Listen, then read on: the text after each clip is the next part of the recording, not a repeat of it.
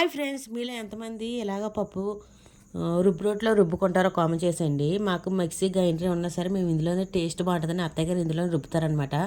అది కూడా పెసరపప్పు కాదు ఫ్రెండ్స్, అందుకనమాట. పెసరట్లు కానీ నానబెట్టారు కానీ పెసర పునుగుల్లో దిగేసాము. టేస్ట్ బాగుంటుందని కొంచెం కర్రీ కూడా ప్రిపేర్ చేస్తానమాట. అలాగే ఫస్ట్ టైం మన ఛానల్ ఎవరైనా చూస్తే లైక్, షేర్ అని సబ్స్క్రైబ్ ఇచ్చేయండి.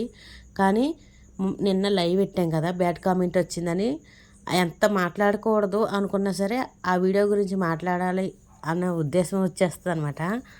బ్యాడ్ కామెంట్ వచ్చిందంటే కనీసం 10 డేస్ అలా ఆ కామెంట్ గురించి ఆలోచిస్తూ ఉంటాను నేనైతేని.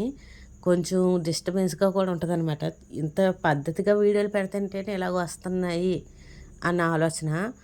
మేము ఒక్కరివే కాదు కదండి చూసేది, మా చుట్టాలు మా రిలేటివ్స్ చాలామంది చూస్తారు. లైవ్ ఇచ్చినా సరే ఎవరైనా చూసి ఏమనుకుంటారన్న ఆలోచన కూడా వచ్చేస్తుంది అనమాట. కానీ ఇంట్లో సపోర్ట్ ఎక్కువగా ఉంటుంది మా హస్బెండ్ అనేది. మొన్న ఈ మధ్యనే నేను వీడియోస్ అనేది మానేస్తాను అని అన్నాను.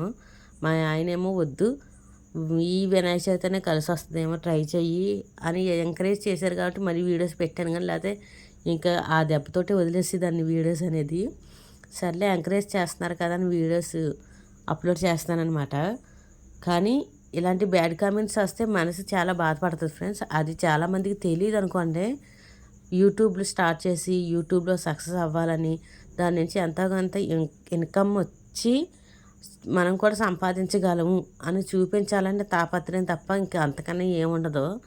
కానీ వీళ్ళు చేసే బ్యాడ్ కామెంట్స్కి ఎక్కడో ఏదో జరిగింది అనుకుంటున్నాం. కానీ మన తెలుగు వాళ్ళే మనకు ఇలాంటి బ్యాడ్ కామెంట్స్ పెడుతుంటే ఇంకేం చెప్తాం అసలు.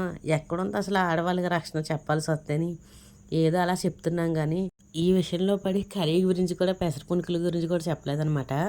కర్రీ అయితే రెడీ అయిపోయింది. బెండకాయ పులుసు పెట్టాను. ఎలా వచ్చిందో కామెంట్ చేయండి. కొత్త వారైతే మన ఛానల్ని సబ్స్క్రైబ్ చేసుకోండి.